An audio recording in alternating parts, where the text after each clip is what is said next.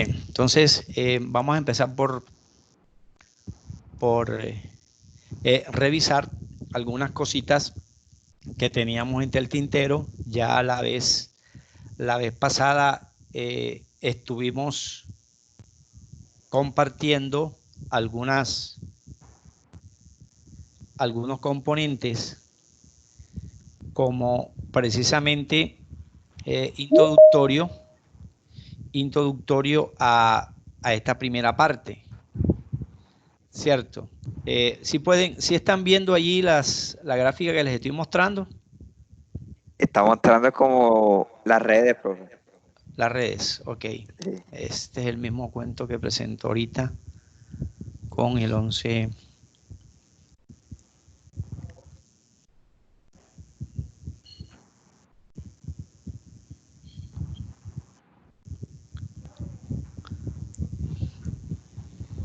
Un segundito, aquí está Ali Hernández, Juan y Sergio.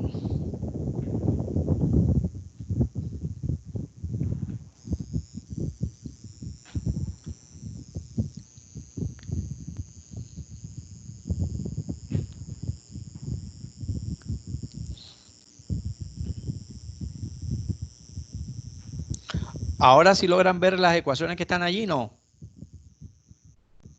Sí, señor. Ok. Sí, señor, ya se ve.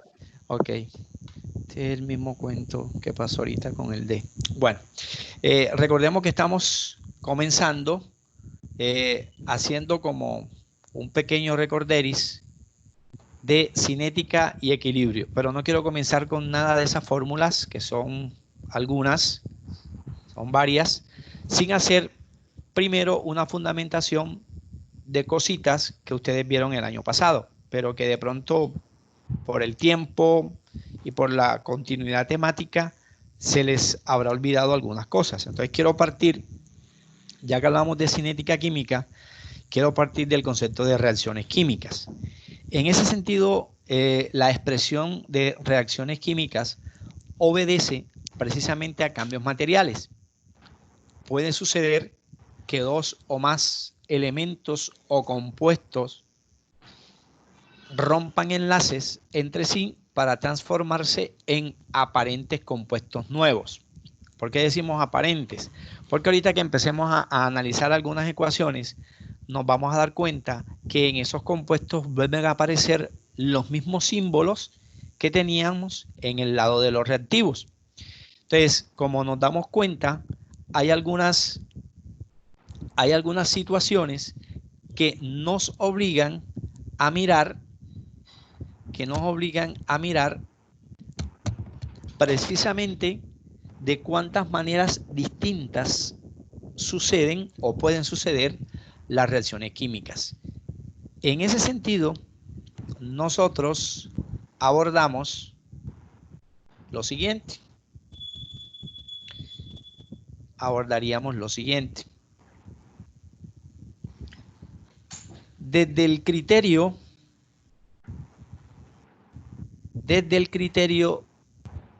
¿qué pasa aquí?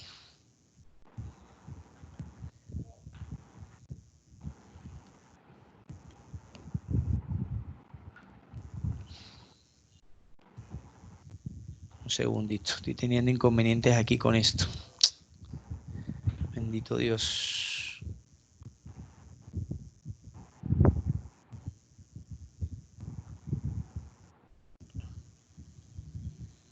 Un segundito.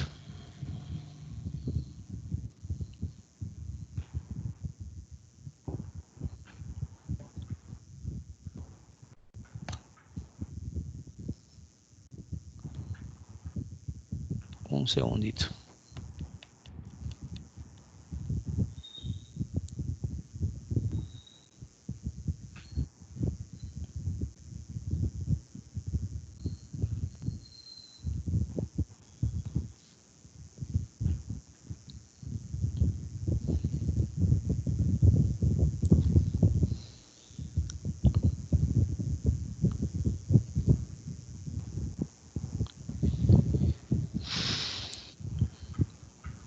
Mm.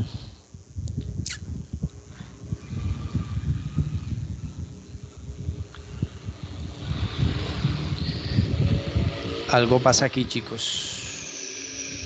Esto está presentando problemas para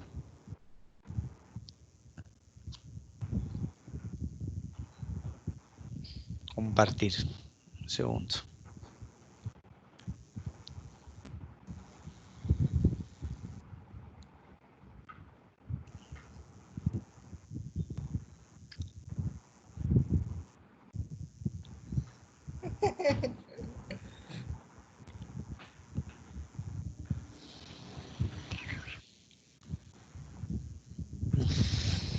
León.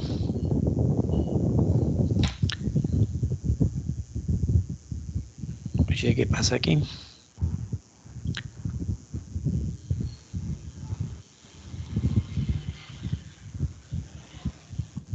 Profesor, por favor, acepte a María Fernanda. Ya la acepté, ya la acepté.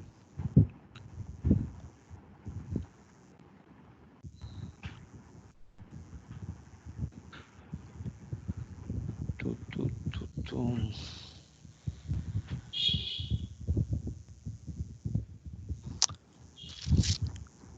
Me disculpan un segundito aquí.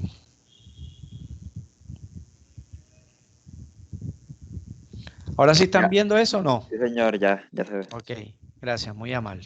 Bien, entonces pueden existir varias alternativas para poder explicar o recordar más bien, no explicar, recordar las clases de reacciones químicas que es obligatorio tener en cuenta en esta oportunidad. Vamos a mirar los extremos. Primero vamos a hablar de un criterio energético y de un criterio cinético. La diferencia entre eso no es apenas el término, sino que en este aspecto el criterio energético me apunta a la utilización de la expresión exotérmica o endotérmica. Si aplicamos aquí castellano, el prefijo exo significa pérdida, liberación o desprendimiento de. ¿Hacia dónde? Hacia el exterior, exotérmica. Entonces allí debería liberarse cierto calor, porque el calor es una forma de energía, ¿cierto? Al igual que también precisamente las calorías son formas de energía. Pero también, si no se libera, se puede absorber. Entonces hablamos de endotérmica hacia el sistema. Si ocurre pérdida u ocurre absorción, utilizaremos el término exo o endotérmica. Hay unas gráficas y hay unas fórmulas que vamos a utilizar posteriormente. Por ejemplo, aquí podemos utilizar un delta de H igual a P menos R o R menos P, dependiendo de lo que ese resultado me dé matemáticamente, podría clasificar si la reacción es exotérmica o es endotérmica. Eso lo vamos a mirar más detenidamente posteriormente. El otro aspecto es el criterio cinético. El término cinético es lo que me dice, en virtud de la física, el movimiento de las partículas, movimiento intermolecular. Si las partículas se mueven, me van a generar una reacción mucho más rápidamente, en virtud de este tipo de enlace, por ejemplo, en virtud de la diferencia de electronegatividad, por ejemplo, en virtud de la presencia o no de cationes y aniones, es probable que esa reacción ocurra rápidamente. Ejemplo, una explosión, ¿verdad? Una explosión ocurre de una manera rápida, pero también lo opuesto puede ser que la reacción ocurra lentamente. Un ejemplo natural, el proceso de envejecimiento. Es un proceso cinético, si lo quieres interpretar desde ese punto de vista, pero de manera lenta, progresiva, pero lento. Otro ejemplo natural de criterio cinético, reacción lenta, la oxidación de los metales, haciendo aquí alusión de que no todos los metales se oxidan. En el caso, por ejemplo, del oro, si es 100% original o si es 100% puro, ¿verdad? Entonces, la oxidación de los metales es un proceso de reacción lenta. Eso en virtud de la cinética. Pero en virtud del proceso en sí, yo puedo hablar de que esa transformación química ocurre de 5 maneras distintas. Profe, y aquí porque nada más me mencionan 3. Recordemos que el término síntesis, que ahorita más adelante vamos a complementar, es sinónimo de combinación. En ese caso, 2 reactivos se funden para originarme un único producto. Eso es síntesis. Ahorita miramos con un ejemplo de eso. Pero puede ser lo opuesto de síntesis, que es la descomposición. En la descomposición, un solo reactivo me genera 2 productos. Un solo reactivo me genera 2 productos. Eso es descomposición. Serían 2 casos. Sustitución simple.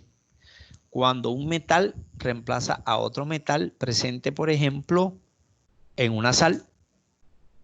Ahorita miramos un ejemplo de eso.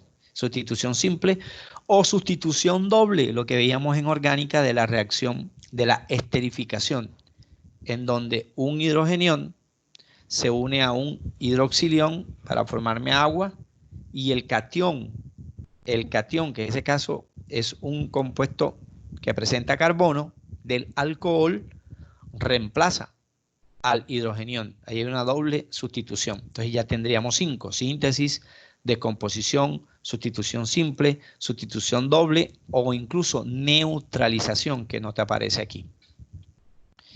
Pero en 10º grado, a final de año, del año pasado, ustedes veían ecuaciones redox, cómo balancear una ecuación si un elemento pierde o un elemento gana electrones. Entonces hablaban en ese momento de oxidación y hablaban en ese momento de reducción. Incluso cuál era el agente oxidante, cuál era el agente reductor. Y teniendo en cuenta esos valores, podíamos establecer un equilibrio en el proceso. Pero también la reacción de ácido-base, yo la puedo considerar como una reacción de neutralización, porque el hidrogenión es reemplazado por el hidroxilión. Ahorita recordaremos que es un ácido fuerte, que es un ácido débil, cuando es un ácido, cuando es una base. Ahorita vamos a recordar eso digamos, con el programa de Paint, que como no me permite compartir con ustedes pizarra, nos toca compartir normalmente Paint. O precipitación. Cuando un metal se desprende y como tiene más densidad, pues tiende a ocupar los últimos lugares, se va al fondo, como dice uno. Pero si queremos ser un poquitico más precisos, tendríamos lo siguiente, según el proceso. Me dicen que en esta reacción de síntesis, el trióxido de azufre reacciona con el agua. Analizamos aquí, esto es un compuesto, esto también es un compuesto. 2 compuestos me forman un solo producto. Pero en este solo producto vamos a volver a encontrar los mismos símbolos que teníamos a la izquierda.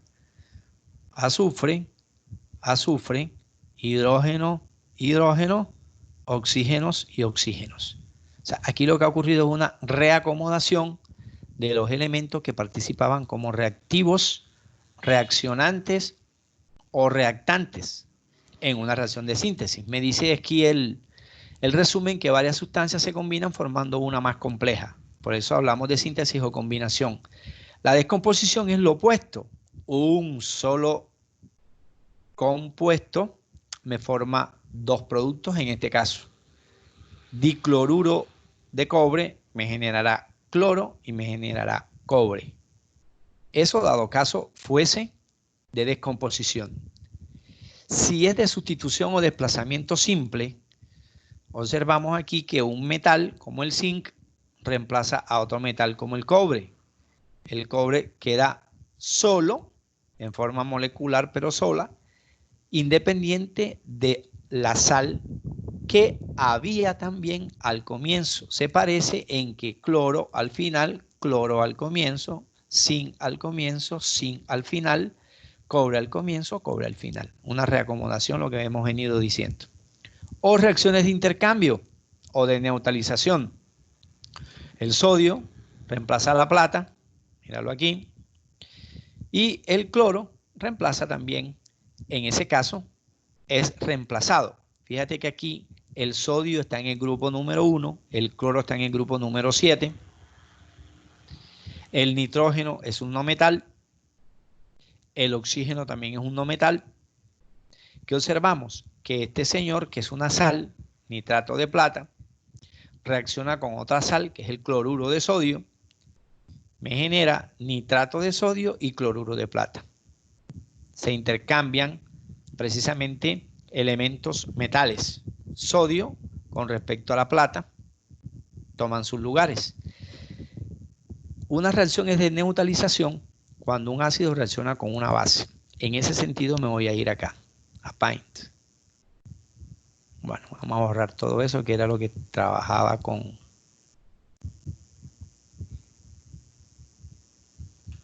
los chicos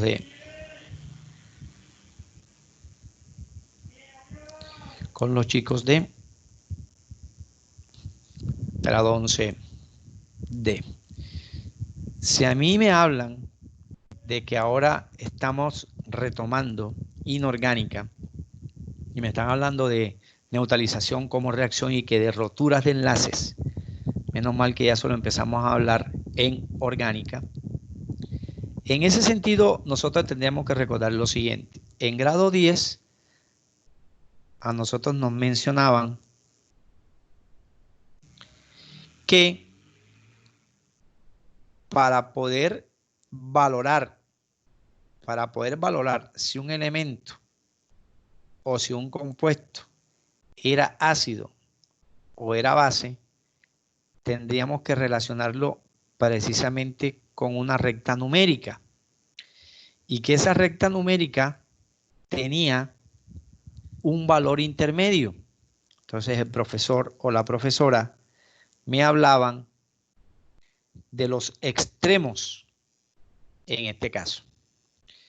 Me decía que aquí podía ser un valor, voy a irme al extremo, un valor 0, y que aquí podía ser el valor máximo, que es 14.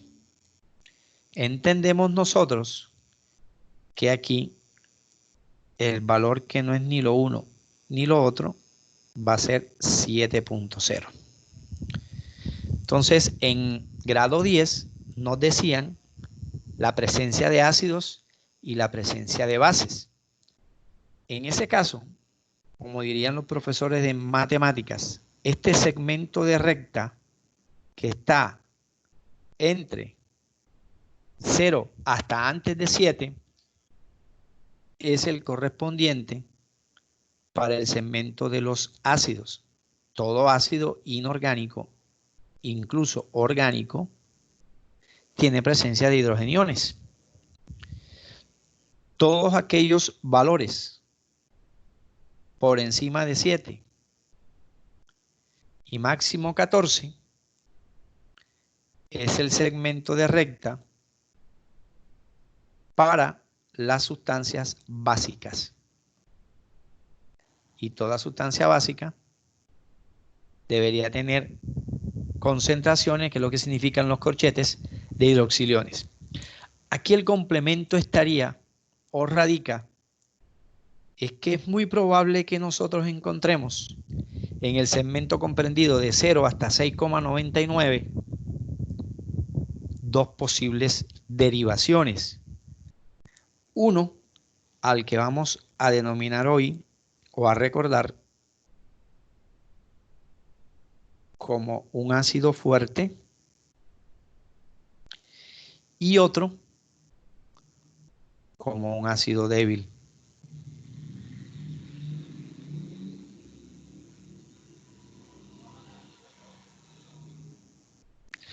Si nosotros tenemos en cuenta que un pH, por ejemplo, de valor 6, con un valor de pH de denominación 1, y yo olvido ese segmento de recta, me dejo guiar por los números, voy a pensar que el de 6, como es mayor que 1, va a ser un ácido más fuerte, y resulta que es lo contrario, porque aquí estamos hablando de concentración de hidrogeniones.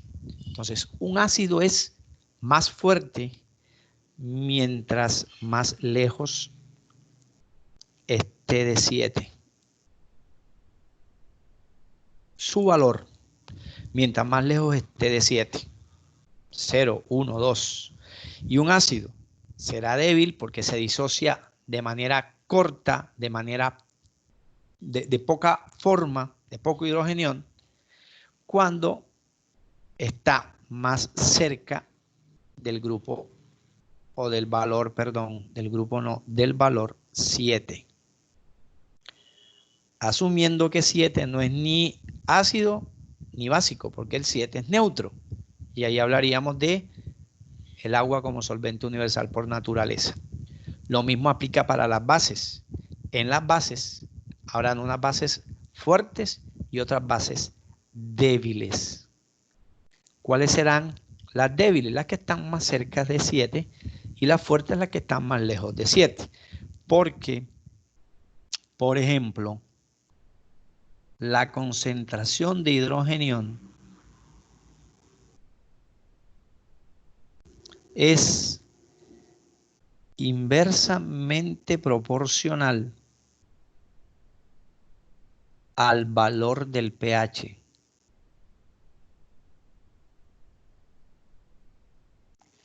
Sabiendo que pH es qué tan ácido es una sustancia.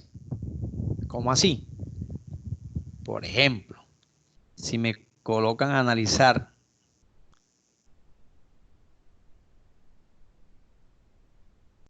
pH 2 con pH 6, ¿cuál de los dos será más ácido? Ambos son ácidos porque están en el segmento de la izquierda, pero va a ser un ácido más fuerte que el otro, el de 2, porque va a tener más concentración de hidrogeniones debido a que su valor es bajo.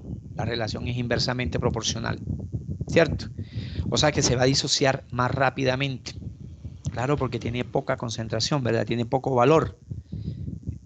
Porque tiene poco valor. Por eso hay unos ácidos que son más corrosivos que otros, más dañinos que otros, por ejemplo.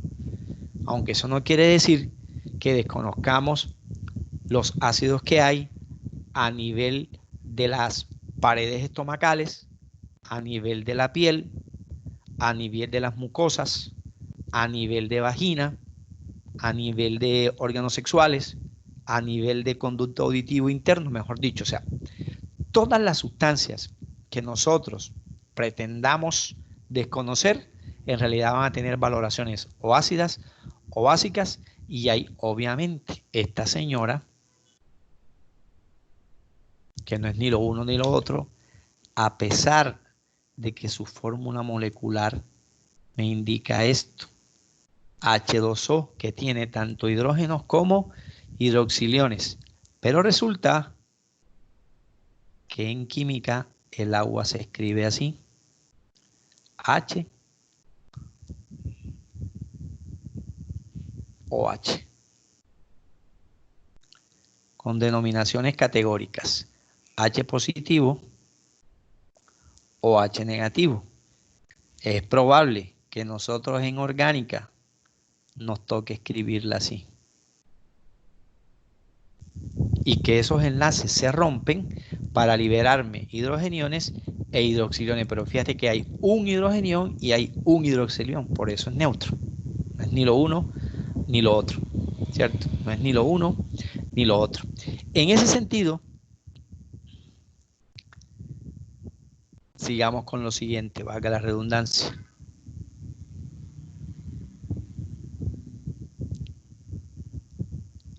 Si yo quiero derivar esto de otra manera, tendríamos que mencionar esto. La energía cinética, que es la base del movimiento de las partículas, es directamente proporcional con la temperatura, es directamente proporcional con la presión, pero son inversamente proporcionales con la energía potencial. ¿En qué sentido? El año pasado, tanto en física como en química, ustedes calcularon lo que podía generarme como energía cinética el movimiento de una partícula o la elasticidad de esa misma partícula. Al multiplicar, por ejemplo, la masa por la velocidad al cuadrado sobre 2. De esa manera usted resolvió ejercicios de energía cinética. O al multiplicar la masa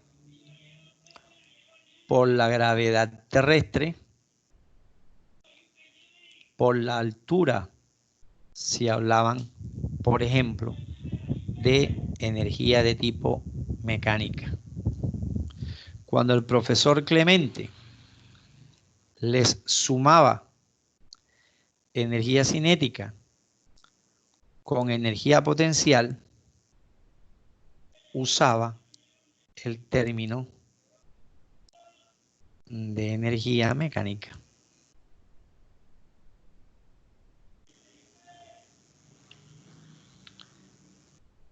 ¿Qué pretendemos con esta temática?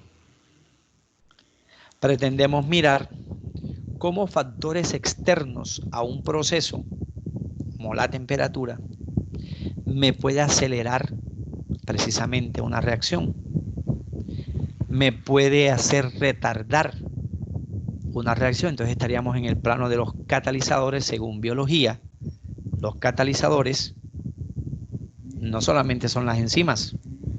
Un catalizador en una reacción química puede ser un ácido, puede ser un valor de temperatura, puede ser una sal, puede ser un alcohol, puede ser concentración de oxígeno, independientemente del proceso.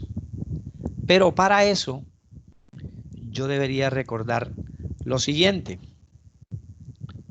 Para eso tendríamos nosotros que recordar lo que en grado 10 me enseñaron. Por ejemplo, si me decían que A se unía con B y reaccionaba con C unido a D, ¿cómo es posible que yo me aprendiera eso de memoria para proponer qué se formaba? No lo podía hacer tan sencillo. Me hace falta, profe, que usted me diga que esos elementos no pueden estar sueltos. Esos elementos tienen que estar unidos a través de enlaces. Llámese iónico, llámese covalente, o simple, o doble, o triple, etcétera, pero estar unidos por enlaces. Si yo estoy hablando de que los reactivos, que son estas cuatro sustancias agrupadas en dos reactivos, dos compuestos, me van a formar ¿qué? No como yo quiera. A mí me hablaban de cationes y aniones. Bueno, eso lo vamos a necesitar aquí. Si yo asumo que A es la denominación del hidrogenión que acabamos de recordar, el ácido, ¿qué simulará ser B? Pues B simula ser un no metal, profe. Y ese no metal, profe, siempre será negativo. Me decían en grado 10. Obvio, si AB simula ser un ácido.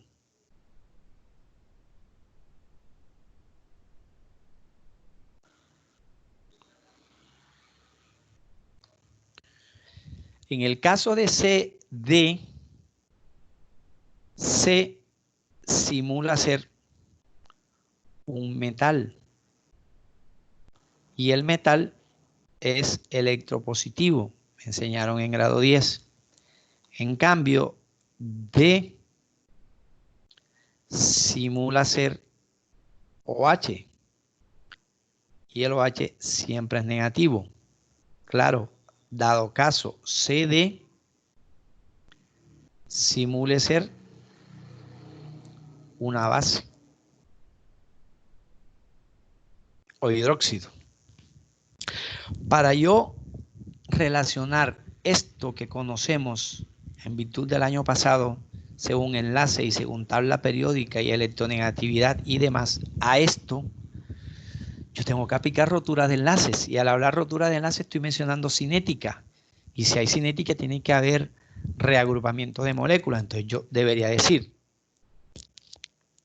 para que A quede positivo, el enlace tendría que romperse de esta manera. De esa manera, A, como pierde, se convierte en un catión. Y B, como quita, se convierte en un anión. ¿No ve que por eso A simula ser H positivo y B simula ser no metal? Que lo vamos a relacionar, y voy a aprovechar el escenario, lo vamos a relacionar con una X en orgánica que significa halógeno, grupo 7A. Para que C quede positivo, entonces el enlace tendría que romperse aquí. Y al romperse allí, C es un catión y D es un anión. En ese orden de ideas, según la electrostática de la seño Jenny, la única manera posible para que esto vuelva al equilibrio es que A se una con D. El hidrogenión se una con el hidroxilión. Ahorita lo acabamos de escribir en la fórmula del agua. Y que precisamente el agua es neutra. Si A se une con D, razón tenían el año pasado para decirme que se forma A unido a D, donde A sigue siendo positivo,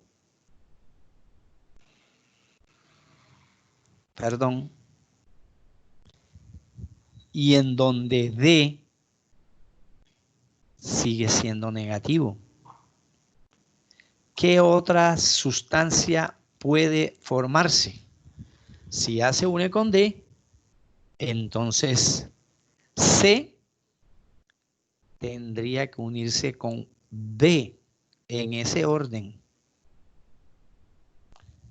En ese orden, C se uniría con B. No BC, C unido a B, donde C sigue siendo positivo y B sigue siendo negativo porque es un no metal. O sea, ¿qué razón tenían el año pasado para pensar que CB es una sal? Mientras que AD, que simulará ser AD, agua. Y acabamos de dejar nosotros la temática de propiedades coligativas y de soluciones.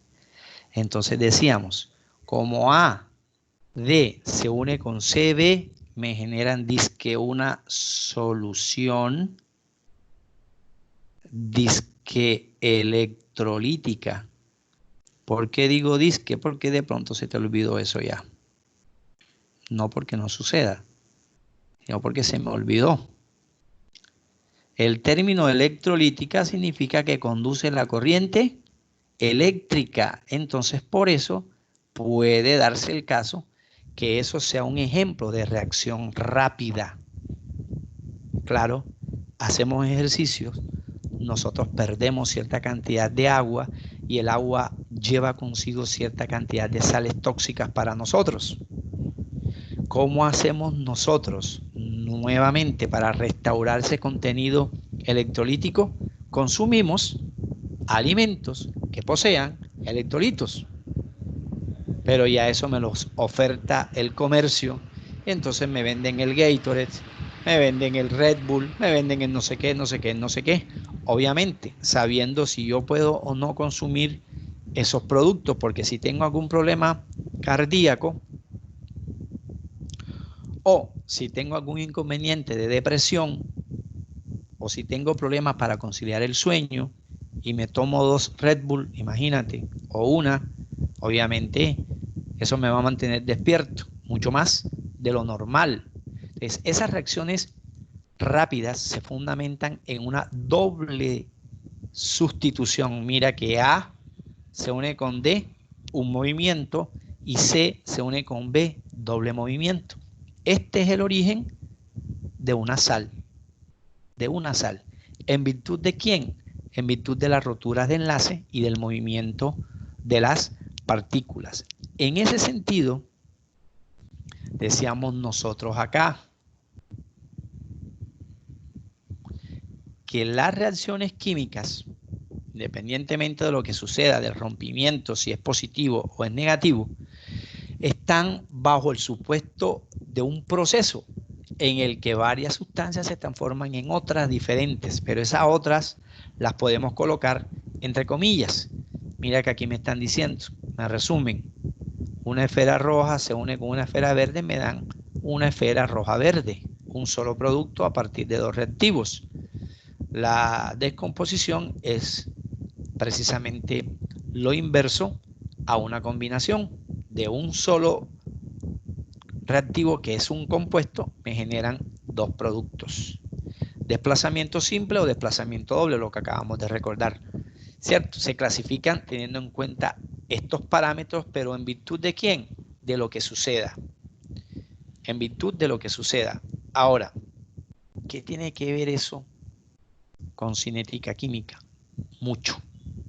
Muchísimo, podríamos decir.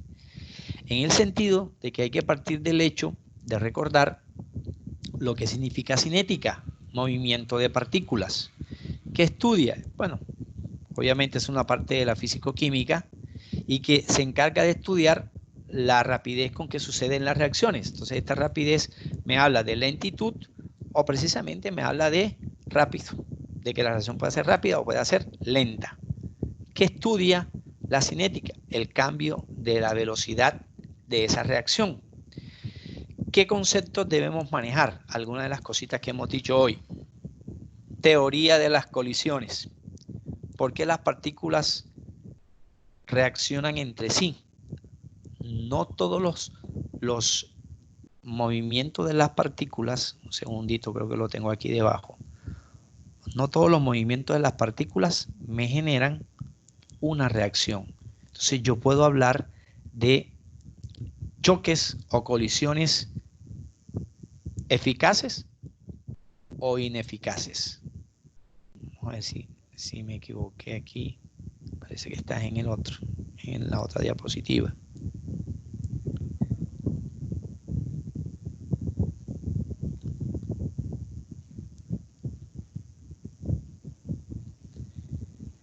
Si yo hablo de colisiones moleculares,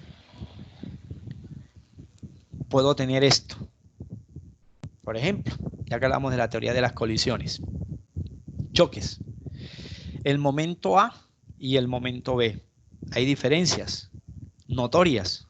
Analicemos. Por ejemplo, en el momento A me dicen que hay un mol de hidrógeno que es más pequeño, no porque el que hizo este esquema le tenía rabia al hidrógeno y lo colocó más pequeño. No, es lo que tiene que ver con volumen atómico. El hidrógeno está en el primer grupo 1A de la tabla periódica y es el primer elemento de la tabla periódica, mientras que el yodo está a la derecha, grupo 7A de los halógenos. Flúor, cloro, bromo, yodo está en el penúltimo lugar. Entonces va a tener más radio atómico, más volumen atómico, más masa, más densidad, más número atómico, va a pertenecer a un periodo superior que el hidrógeno, por eso lo dibujan de esa forma. Dice que hay un mol de hidrógeno reacciona aparentemente con un mol de yodo, pero ¿qué noto? Primero, que las proporciones son las apropiadas, un mol con un mol. Segundo, la posición de las partículas es opuesta. Esta reaccionará con esta y esta reaccionará con esta. No puede ser esta con esta y esta con esta, porque entraríamos en un escenario B. Si el hidrógeno reacciona con un mol de yodo, me va a generar precisamente ácidos. Voy a ampliar aquí. Vamos a tener un ácido que le llamamos ácido hídrico. es un ácido hidrácido, es un ácido monoprótico y es un ácido formado por la unión de un elemento del grupo 1 con un elemento del grupo 7. ¿Cuántas moles se forman? Se van a formar 2 moles. ¿Por qué? Porque hay 2 yodos y 2 hidrógenos. Aquí me forma un mol de ácido yodhídrico y un mol de ácido yodhídrico. Las proporciones, la posición, la atracción, los enlaces son los adecuados. Pero igual puede haber la concentración adecuada. Un mol de hidrógeno, un mol de yodo. O sea que ahí la proporción estequiométrica que usted veía el año pasado aplica, es correcta, es normal, 1 con 1. ¿Qué es lo que no es normal? La posición de las partículas ni la velocidad que tiene cada una de ellas. En este caso, este reacciona con este. Ok, pero ¿y qué pasa con los extremos? Por eso, el año pasado, cuando ustedes explicaban enlace químico, guardaban enlace químico, les decían que deberíamos establecer, si yo estoy mencionando que hay un mol de hidrógeno, yo debería decir esto.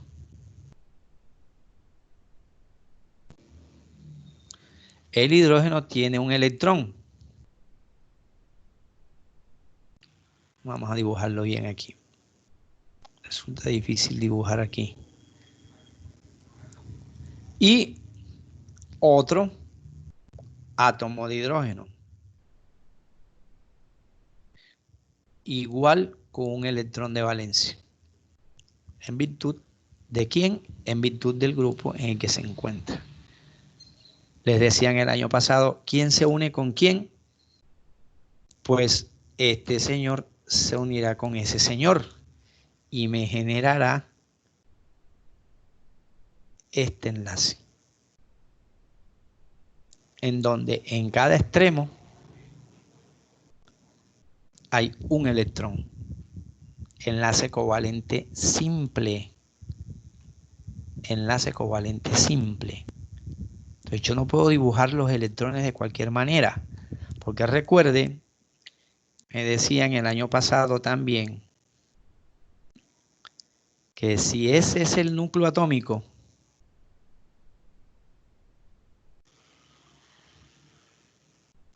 los niveles de energía, que son 7 en total, estarían alejados del núcleo, tantos como el elemento los tenga. Entonces, todas esas posiciones, distribución electrónica y demás, aplican aquí. Bueno, chicos, 44 minuticos, dejamos allí. Es posible que en la otra semana alternemos porque los 3 lunes que vienen son festivos. Ahí perderíamos 3 horas de inorgánica. Entonces vamos a terminar esta semana inorgánica y orgánica, pero en la otra, en la clase del día jueves, creo que nos toca nuevamente clases, trabajaríamos inorgánica para no perder el tiempo ni perder tampoco la continuidad en la temática. Vale, entonces en ese caso dejamos hasta allí. Eso les queda ahí en su video. Usted sabe que esto lo estoy grabando. Voy a, ahorita que se acabe la clase, pasarles el link del video. Bueno, chicos, que tengan un resto de día muy feliz, que mi Dios los bendiga y les continúe regalando salud y sabiduría. Un abrazo. Igualmente, profe. Hasta luego. Ok. Chaito.